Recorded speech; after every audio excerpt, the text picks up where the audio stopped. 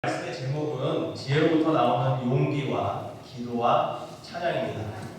그래서 인사로 하나님의 지혜를 간구하고 찬양합시다. 이렇게 한번 인사를 드려보았습니다. 오늘 본문 말씀은 지난 목요일하고 금요일날 우리가 묵상했던 다니엘서의 말씀입니다. 이 다니엘이라고 하는 말씀은요, 한마디로 그 주제를 요약하면 하나님의 나라로 말씀드릴 수 있어요. 그리고 이 하나님의 나라는 어떻게 이루어지는가? 그것은 지혜의 하나님께서 이 하나님의 지혜에 순종하는 사람들을 통해 하나님의 나라가 이루어진다라고 하는 것을 말씀을 통해 보여주고 있는 것입니다. 오늘 본문에서 우리가 만나는 다니엘과 같은 사람, 하나님의 지혜를 구하고 그 지혜의 용기와 그 지혜를 간구하고 그리고 그 지혜를 찬양하면서 하나님의 지혜에 순종하는 사람이 이 땅에 하나님의 나라를 이루어 간다라는 것을 보여주는 말씀인 것이죠. 이 다니엘은요, 한마디로 말씀드리면 격동과 위기의 시대를 살았던 사람입니다. 수천 년 전에 살았던 다니엘의 시대나 사실 우리가 지금 살고 있는 이 시대나 이 단어만큼은 변하지가 않는 것 같아요. 격동과 위기의 시대. 이 다니엘이 당했던 격동과 위기는 어떤 것이었냐 하면, 다니엘은 이스라엘이 남과 북으로 나뉘었을 때 남쪽 유다에서 태어나서 그곳에서 살았던 사람입니다. 그런데 기원전 BC 586년에 바벨론이라고 하는 나라가 지금의 중동 지방입니다. 고대 근동 지방에 가장 강력한 군사력과 힘을 얻어서 이제 남유다, 이 이스라엘의 남쪽 땅을 차지하게 되죠. 그리고 그곳에 있는 수많은 어린이들, 젊은이들을 포로로 데리고 바벨론이라고 하는 땅으로 이주시킵니다. 이 남유다 사람들은 자신들의 나라가 바벨론이라고 하는 강대국에 의해서 멸망당하고 그리고 생면부지의 곳에서 포로라고 하는 신분으로 새롭게 살게 된 그것에 대해서 하나님에 대한 원망과 질문이 있었어요.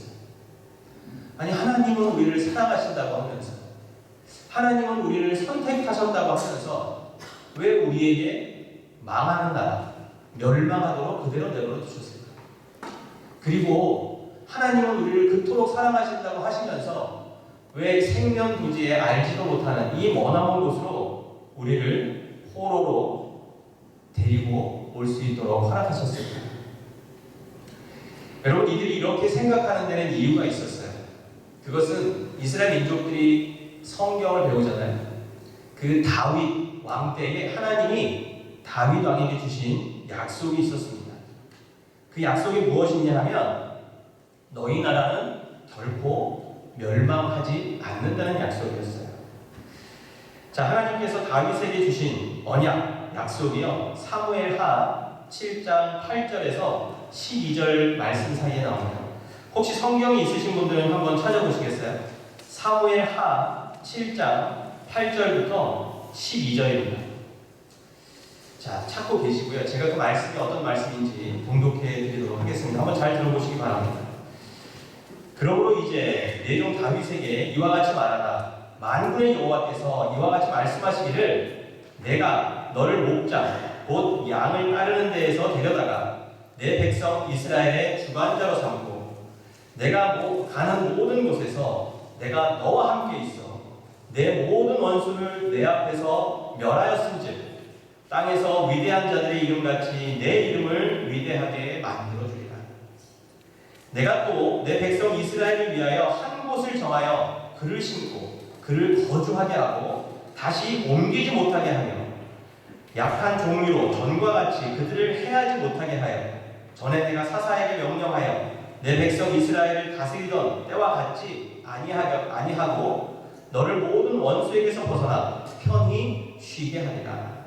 여호와가 또 내게 이르시되, 여호와가 너를 위하여 집을 짓고 내 수완이 차서 내 조상들과 함께 누울 때에 내가 내 몸에서 내 씨를 내 뒤에 세우고 그의 나라를 견고하게 하리라. 다윗에게 주신 하나님의 약속이에요. 내가 너와 함께 할 것이고, 그리고 너희가 더 이상 악한 자들에게 무너지지 않을 것이고, 약한 너희들을 내가 지킬 것이고, 모든 원수에게서 벗어나 편히 쉬게 할 것이고, 너를 위해서 집을 지어줄 것이고, 그리고 너희 후손들을 통해서 너희 나라가 어떻게 된다고요? 더욱 견고하게 하겠다. 여러분, 이것이 하나님이 다윗을 통해서 이스라엘 백성에게 주셨던 약속이었어요. 영원하다, 흔들리지 않는다. 그러나 지금 남유다의 현실은요, 나라는 패망했습니다. 그리고 그들의 신분은 포로가 되었어요. 이러한 현실 속에서 이들의 마음속에 아까 제가 드렸던 그 질문이 일어나기 시작하는 거예요. 하나님께서 왜 우리를 이대로 내버려 두셨을까? 왜 하나님이 우리를 버리셨을까? 왜 하나님이 우리를 외면하셨을까? 그래서 이들 마음속에는요, 이런 마음들이 일어나기 시작합니다. 혹시 하나님이 없는 거 아닐까? 지금으로 말씀드리면 일종의 무신론이죠. 하나님은 없다는 거예요. 내가 경험해보니까 하나님 없네 라고 결정을 한 것입니다. 이뿐만 아니었어요. 이제 바벨론이라고 하는 나라에 와보니까 자기가 살던 땅보다는 훨씬 문화적으로, 경제적으로, 여러 가지로 다양하고 그리고 부유했던 나라였습니다. 자신들이 보지 못했던 것, 듣지 못했던 것, 신기하고 경이로운 것들이 너무나 많이 있어요. 그리고 바벨론 나라에 와서 보니까 그들이 믿던 신이 있었습니다. 그들이 숭상하던 신이 있었어요. 성경의 말씀대로 한다면 이방 신들과 이스라엘 민족이 마주하게 되죠. 그들의 변화된 삶 속에서 두 가지 하나님을 향한 생각. 첫 번째는 우리를 이렇게 멸망하도록 내버려 둔 것을 보니 하나님이 없다는 무신론적인 생각과요, 이방 나라에 와서 보니까 너무나 화려하고 너무나 잘 살고 너무나 부유하고 너무나 즐겁고 하나님은 계시는 것 같긴 한데 이 수많은 이방 신들 중에 한 신은 아닐까라는 범신론적인 생각이 팽배하게 되었다. 여러분, 아까도 말씀드렸지만 이 수천 년 전에 있었던 이 일들이요, 지금 우리가 살고 있는 이 시대와 너무나도 똑같다는 겁니다. 지금 우리가 살고 있는 시대에도 여전히 하나님은 없다고 말하는 사람이 있고요, 여전히 하나님이 있긴 한 것 같은데 여러 신들 중에 그냥 한 분의 신이 아닐까요? 내가 부처님을 믿든 누구를 믿든 하나님을 믿든 결국 우리는 어디서 만난다고요? 천국에서 만난다는 그런 신앙이 범신론적인 신앙이라고 이야기합니다. 두 가지 다 잘못된 거예요.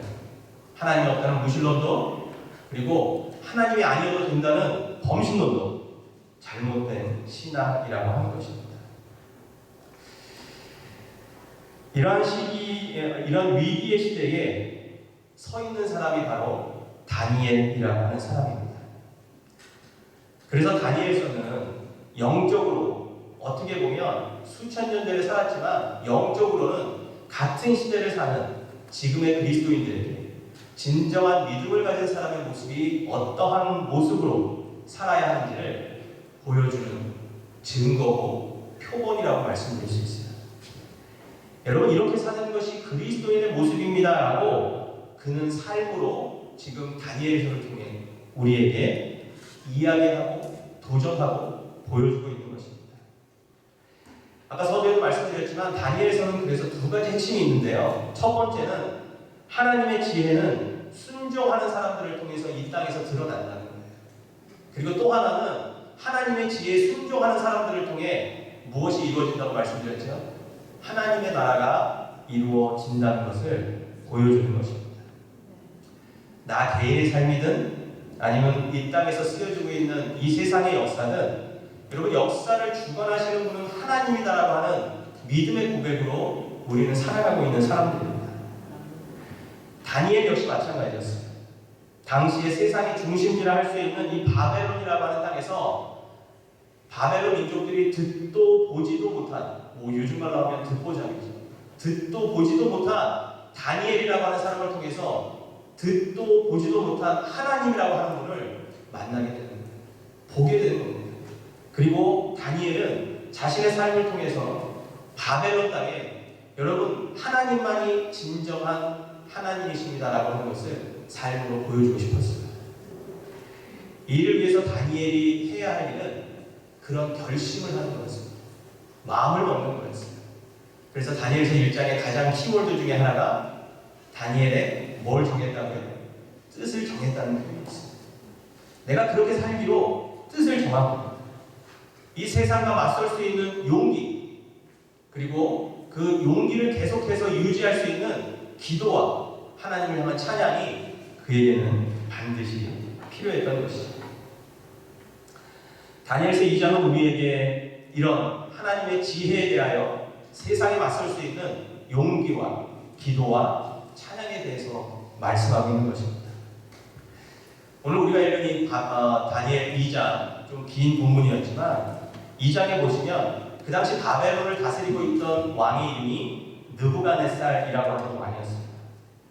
1절에 보니까요, 느부갓네살 왕이 꿈을 꾸고 그 꿈으로 인해 마음이 번민하여 잠을 이루지 못한다라고 표현하고 있습니다. 꿈이라고 하는 단어는 히브리 말로 할로모트라는 단어입니다.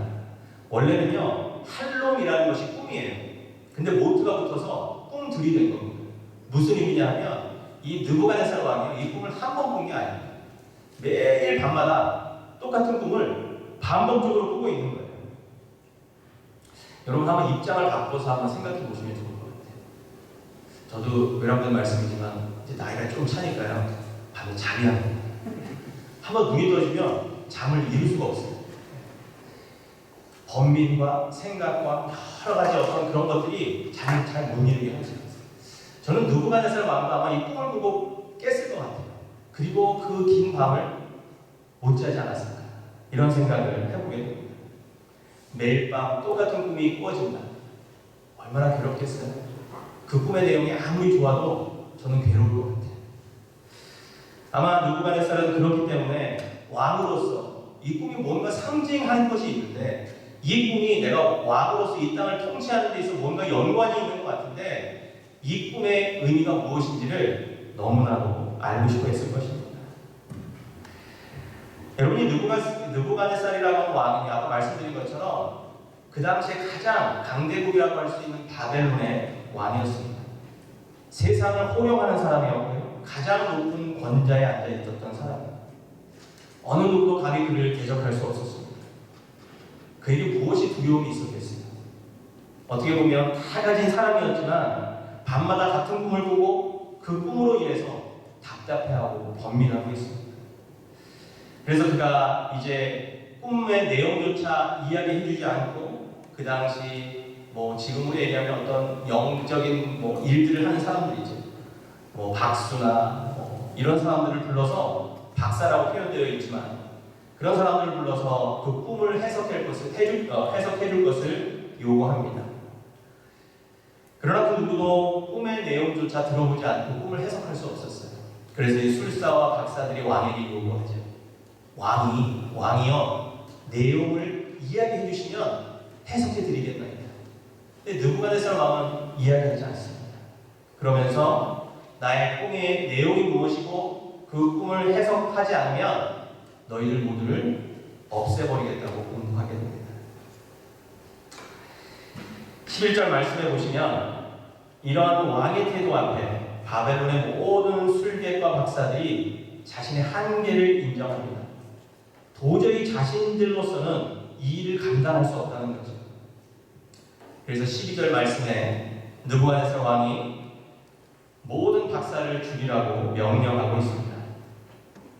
갈대아 언어와 문화 그리고 학문을 배운 박사들 중에 하나였던 이 다니엘서의 주인공 다니엘과 세 친구도 왕이 보낸 아리옥이라고 하는 사람이 찾아와서 그들을 죽이려고 찾아오는 것이었죠. 이때 아리옥을 만난 다니엘은요, 1장에서도 그렇지만 2장에서 역시 지혜로운 말로 그를 설득하고 돌려봅니다. 제가 이 말씀 중에 가장 강조하는 것 중에 하나가 사실 언어인데요. 여러분, 하나님의 지혜는 우리의 입술을 통해 드러납니다. 우리의 입술을 통해 전달되고요. 그리고 우리의 입술을 통해서 그 은혜가 더 풍성하게 되는 것입니다. 사실은 다니엘과 세 친구는 아리옥에 의해서 죽는 것이 법이었어요. 죽어도 아무런 어떤 이유가 없었습니다. 그러나 1장에서도 다니엘은 환관장에게 찾아가서 지혜로운 말로 그를 설득한 것처럼 본문 14절과 16절 사이에 아리옥에게 지혜로운 말을 통해 설득시키고 그를 왕에게로 돌려보냅니다. 이 14절 말미에 다니엘이 명철하고 슬기로운 말로라고 하는 표현이 있죠. 사실은 다니엘의 평소 언어 생활을 우리가 이 가운데서 볼 수 있다고 하는 거예요. 평소 언어 생활이 그렇지 않은데 갑자기 그럴 때 이렇게 언어를 사용하지 않죠. 평소에 하나님과 함께하는, 동행하는, 그리고 하나님의 지혜를 구하는 그의 삶에는 이런 하나님의 지혜를 담은 언어 생활이 있었다고 하는 것입니다. 명철하고 슬기로운 말, 이것이 지혜의 하나님께서 우리에게 주시는 하나님 나라의 언어라고 합니다. 아무것도 아닌 것 같지만 삶의 위기의 순간, 사실 다니엘처럼 우리는 우리의 입술을 지킬 수 있어야 합니다. 위기의 순간에도 바른 언어를 사용할 수 있어야 하고요. 명철과 지혜의 언어를 사용할 수 있어야 합니다. 때로는 포기하고 싶고 될 대로 되라는 그러한 심정으로 우리의 삶에 그러한 모습들이 있다고 할지라도 끝까지 하나님을 신뢰하고 하나님의 지혜를 구하는 그러한 모습이 필요하다는 것입니다. 그래서 우리는 하나님 앞에서 우리의 입술로 우리에게 아픔과 어려움과 절망과 또 슬픔이 있다면 그것을 정직하게 말씀드릴 수 있어야 해요. 다시 한번 말씀드리지만 은혜의 삶은 우리의 언어로부터 시작되고 또 우리가 은혜 받은 증거 역시 우리의 언어의 변화에 있다고 하는 것입니다. 이런 지혜롭고 명철한 언어 생활을 위해서 그래서 우리는 끊임없이 말씀 가운데 거해야 합니다. 끊임없이 말씀을 묵상하고 그리고 말씀대로 순종하려고 하는 것입니다. 이러한 것들이 삶 가운데 있지 않으면 사실은 우리의 언어가 계속해서 지혜의 언어, 은혜의 언어가 유지되기 어렵다고 하는 것입니다. 이제 다니엘은 그가 아리옥에게 한 약속을 지켜야 했습니다. 16절 말씀에 기한하여 주시며 해석을 보여드리겠습니다. 여러분, 이렇게 이야기한 다니엘의 마음 가운데는요, 사실 아리옥에게 이 이야기를 할 때 느부갓네살 왕이 어떤 꿈을 꾸고 그 꿈의 해석이 이것이고 라고 하는 것이 전혀 그려지지 않았을 거예요.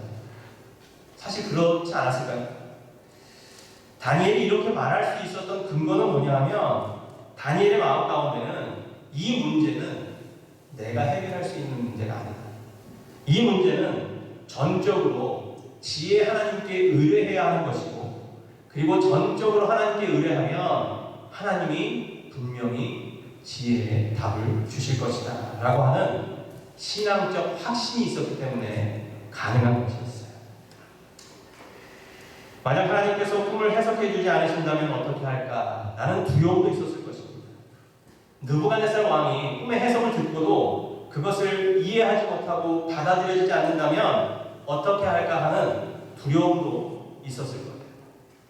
그러나 다니엘은 두려움 전에 지혜 하나님으로부터 오는 용기를 선택한 것입니다. 하나님께 맡기면, 하나님께 의뢰하면, 하나님께 간구하면 하나님이 분명히 이것을 해결해 주실 것이라고 하는 그러한 믿음의 용기가 있었다고 하는 것이죠. 이러한 그의 용기의 근원에는 지혜를 주시는 하나님께 드리는 간절한 기도, 그리고 지혜의 하나님을 기쁨으로 찬양하는 간절한 찬양이 있었기 때문에 이 용기가 가능했다고 하는 것입니다. 여러분, 우리들의 삶에도요, 때때로 엄습해야 하는 불안이 있을 수도 있고요, 어려움이 있을 수도 있고요, 두려움이 있을 수도 있습니다. 그런데 우리는 불안의 대상, 두려움의 대상, 이 대상을 분명히 해야 할 필요가 있다고 하는 거예요.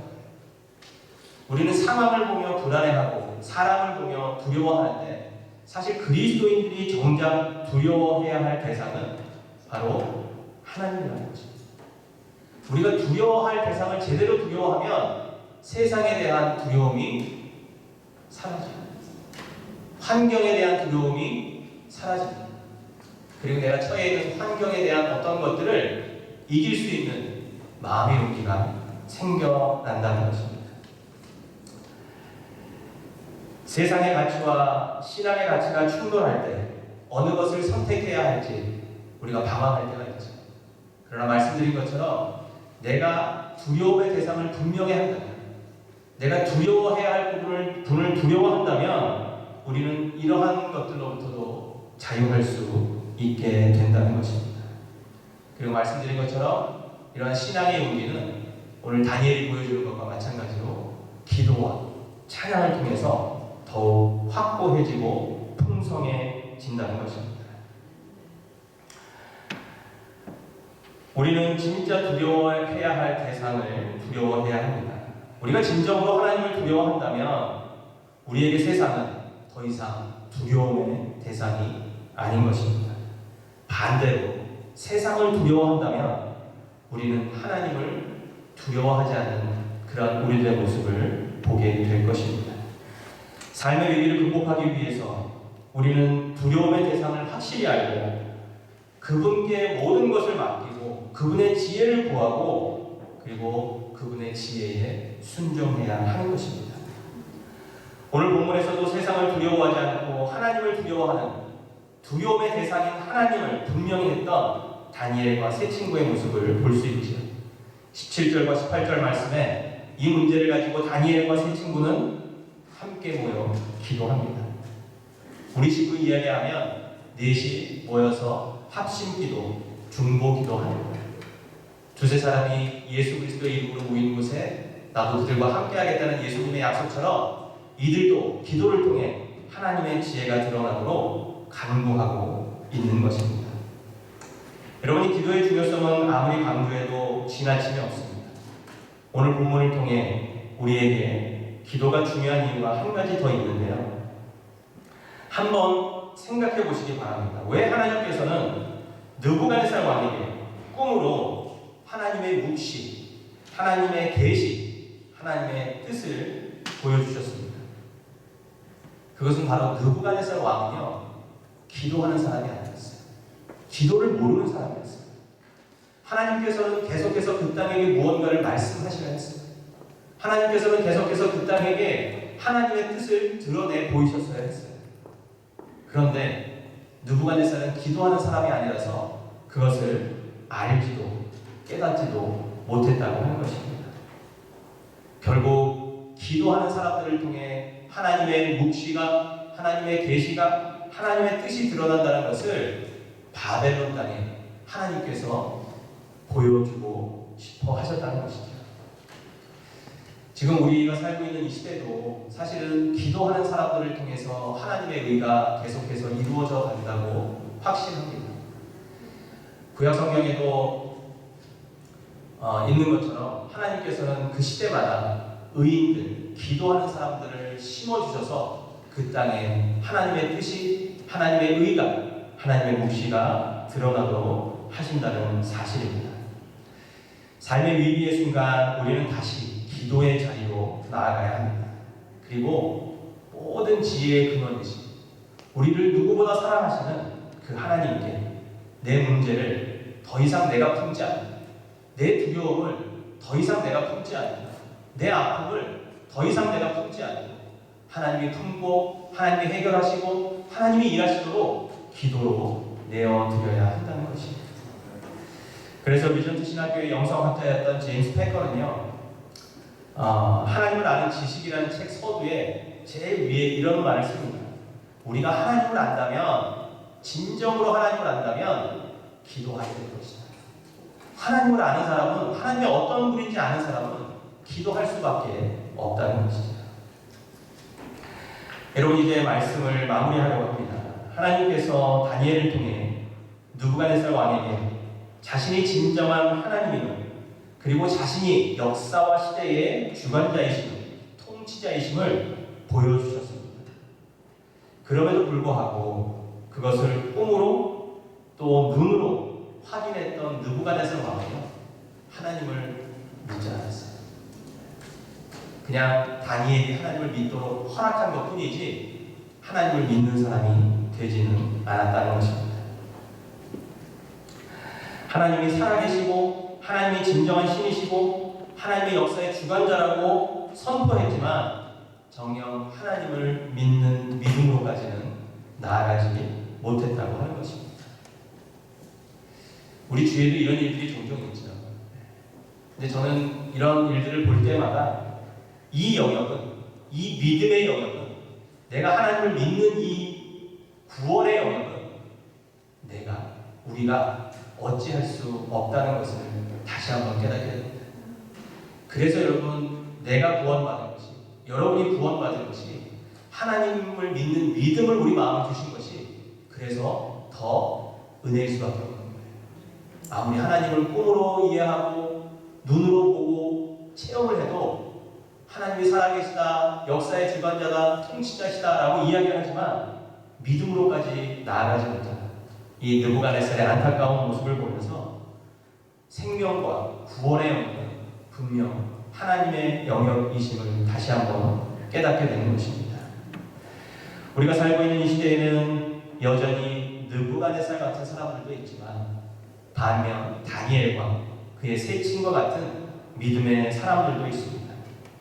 여러분의 선택은, 우리들의 삶이 서 있어야 할 곳은 다니엘이 그리고 세 친구가 서 있었던 세상을 향한 지혜의 근본이신 하나님이 주시는 지혜로 설 수 있는 용기와 그리고 그 용기를 계속해서 삶으로 견지할 수 있는 하나님을 향한 지혜의 하나님을 향한 찬양과 지혜의 하나님을 향한 기도가 반드시 있어야 한다는 것입니다. 계속해서 우리는 다니엘서의 말씀을 묵상하게 될 것입니다. 아까 서두에도 말씀드렸지만 다니엘이 살던 시대나 지금 우리가 살고 있는 이 시대나 너무나 유사한 것들이 많이 있어요. 지혜의 근본이신 하나님의 지혜를 따르는 용기, 그리고 그 지혜를 이 땅 가운데 실현시키기 위한 기도와 찬양을 통해 우리 주님 마음 캡스턴교회 성도들은 날마다 풍성한 은혜와 사랑으로 더 충만하게 나아가시는 저와 여러분의 삶이 되시길 주님의 이름으로 축복합니다. 함께 기도하도록 하겠습니다. 이 시간에 우리 잠깐 주신 말씀 기억하면서 한 1분 정도 다짐하며 기도했으면 좋겠습니다. 하나님, 그렇습니다. 세상은 하나님을 없다 말하고 세상은 하나님은 그냥 수많은 신들 중에 한 분이라고 이야기합니다. 또 세상은 하나님을 믿는 믿음이 그렇게 중요한 것이 아니라고 이야기하기도 합니다. 그러나 하나님, 우리는 다니엘처럼 그리고 세 친구처럼 세상 앞에 지혜의 하나님이 우리에게 주시는 지혜를 통해 용기 있는 삶, 지혜의 하나님을 간구하는 삶, 지혜의 하나님을 찬양하는 삶으로 살도록 인도하시고 축복하시옵소서. 우리 같이 한번 그렇게 기도했으면 좋겠습니다. 함께 기도합니다.